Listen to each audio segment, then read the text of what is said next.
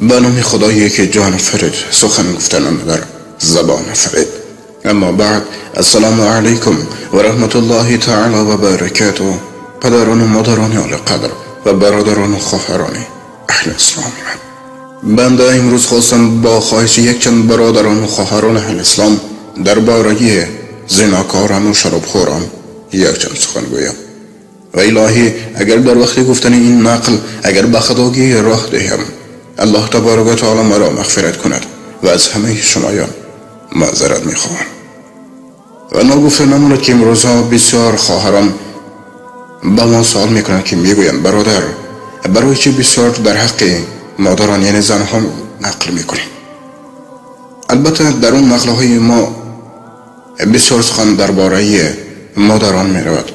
البته درباره پدر و مادر چقدر که سخنگویی هم کم است، لیکن باز موعظه دیگری این است که امروزها بسیار اون خواهران جوان و اون نوروسانی که به یک خانه دیگر به یک مرد دیگر همسر شده می روند بی‌صبری های بسیار می کنند و به یک پستی و بلندی زندگی صبر کرده نمی توانند. و البته باز آنها می گویند که برادر آخر مردها نیز عیب زیاد دارند. بله، در این دنیا آدمی بیگناه یعنی هیچ یک انسانی نیست که گناه نکرده باشد. و البته مردها نیز به خود یک گناهی زیادی دارند. و یکی از اینها این است که امروزها بسیار اون جوانان و اون مردهایی که از چشم پدر و مادر، از چشم زن و فرزندان خود دور شده امروز در شهرهای مسافری قرار دارند، با کارهای زناکاری و با کارهای شراب نوشی و عرق نوشی عمر خود را بیهوده صرف می کنند. استغفر الله. ای برادر، به حرمت خداوند در خاطر دار.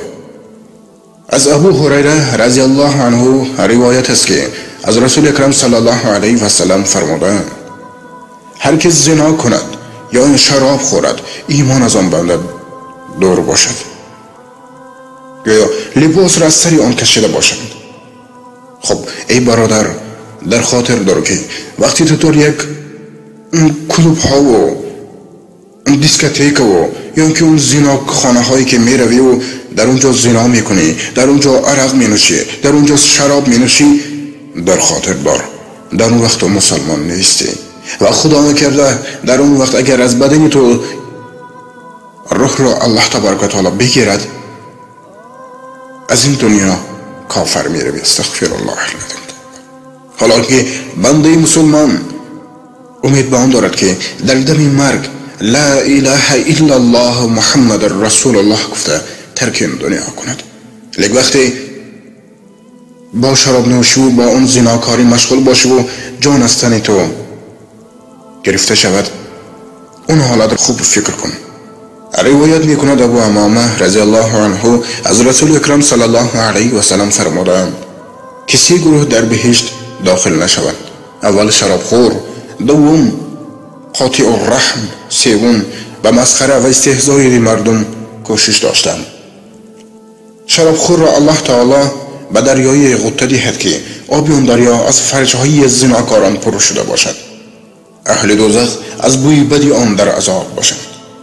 روایت میکنند عایشه صدیقه رضی الله عنها از رسول اکرم صلی الله علیه و سلم فرمودند که هر کی شرابخور باشد تزویج نکنید، و اگر فرمودند و اگر کسل باشد عیادت او را نکنید، و اگر شرابخور فوتد نماز جنازه او را نخوانید. و عزت و جلال الله تبارک و تعالی که مرا براستی به خلق آفریده است. شرابخور در تورات و انجیل و زبور و فرقان ملعون است. هر کی به شرابخور لقمه از طعام دهد، الله تعالی مسلط گرداند مار و عقرب را به جسد آن، و هر کی به شرابخور اعانت رسانیده حاجت او را روا گرداند، الله تعالی او را از دایره اسلام بیرون کند. و هر کی به شرابخور قرض دهد گویا به قتل مؤمن اعانت رسانیده باشد. هر کی همراه شرابخور مجالست کند روز قیامت اعما برخیزد. آوردند که گناهی کبیره چند چیز است: یکم شرک آوردن به الله تبارک و تعالی و خونی بغیر حق و شرب خمر و زنا و لیواطت و مسلمانی را به زبان دشنام کردن و عاق والدین که اگر مسلمان باشد و گریختن از کافران، در وقت جنگ و اموال یتیم را خوردن و به دروغ شهادت دادن و ریبا خوردن و بی عذر روزه ماه شریف رمضان را خوردن و از خویشان صله رحم را بریدن، مال مسلمان را به ظلم خوردن و تراز را کم کردن و نماز را از وقت پیش خواندن و مسلمان را بی وجه ضرب کردن، بر رسول اکرم صلی الله علیه و سلم سخنی دروغ بستن و رشوه گرفتن و نزد ظالم از مسلمان شکایت کردن، در بین زن و شوهر جدایی انداختن، به دادن زکات مانع شدن و از امر معروف مردمان را نهی کردن و منکرات راغب گرداندن و حیوانات را در آتش سوختن، اینها هم از گناه کبیر است. روایت کند عثمان ذوالنورین رضی الله عنه شنیدم از رسول اکرم صلی الله علیه و سلم که فرمودند: اجتناب کنید از خمر که مادر جمیع گناهان است، او را الخبائث گویند و درستی که بر 3 سال به سبب خمر خوردن از ایمان جدا گردید.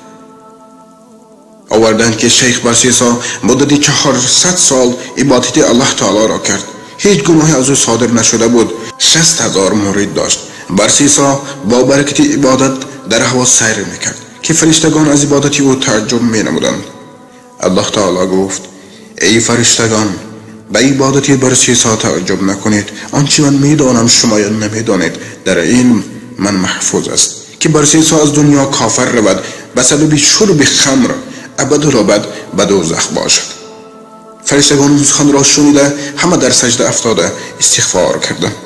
شیطان از فرشتگان شنیده دانست که هلاکی بر 3 سال بر دست آن است. شیطان به صورت آب دیده شده بر در صومعه بر 3 سال آمده ندا کرد. بر 3 سال گفت: تو کیستی و چی اراده داری؟ شیطان گفت: من عابدی هستم که آمدم به صومعه تو تا مرا به عبادت الله تعالی این آمد رسانی. بر 3 سال گفت: اگر اراده عبادت داری الله تعالی کفایه می کند. پس ابلیس 3 روز در آنجا به عبادت مشغول شد که نه خواب کرد و نه چیزی خورد و نه آرام گرفت. بر 3 سال گفت: من هر روز به وقت شام افطار کرده، طعام خورده، آب می آشامم، تو چیزی نمی خوری نمی آشامی. من 400 سال است که عبادت کرده به ترک عقل و شرب قادر نشده ام. ابلیس گفت: من گناهکار شده بودم که ذکر آن گناه کرده نمی توانم، از آن سبب دارم.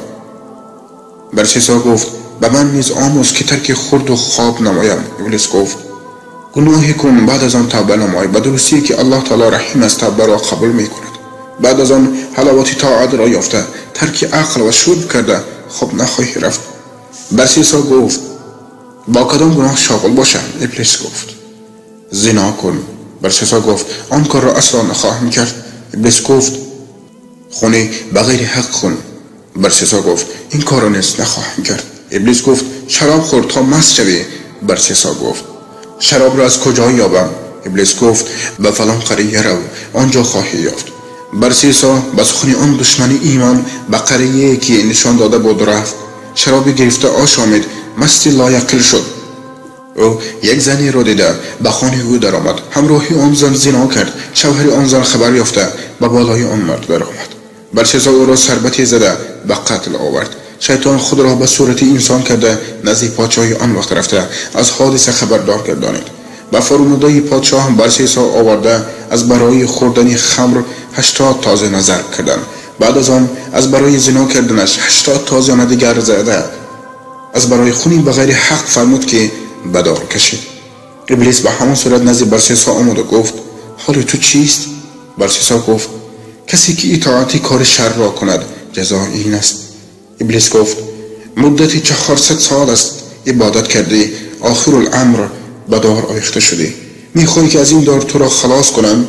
بر 3 سال گفت: البته خلاص را آرزو دارم. ابلیس گفت: مرا یک بار سجده کن. بر 3 سال گفت: به کجا سجده کنم که مرا به چوب دار بستند؟ ابلیس گفت: به اشارت سجده کن که تو را خلاص گردانم. بر 3 سال به این نوع اشارت شیطان را سجده کرد. به الله تعالی کافر شد، از ایمان جدا گردید، از این دنیا به ایمان رفت. نعوذ بالله. الها به حرمت ذات پاک و صفات تو، به حرمت حبیب تو محمد مصطفی صلی الله علیه و سلم، امتان او را از شر این دیو نعیم و شیطان رجیم در پناه خود نگاه داشته در وقت مرگ از گوهر ایمان جدا نگردانی. آمین یا رب العالمین. و آخر دعوانا الحمد لله رب العالمین. السلام علیکم و رحمت الله تعالی و برکاته. با احترام دوست و برادر شما امید رحمت.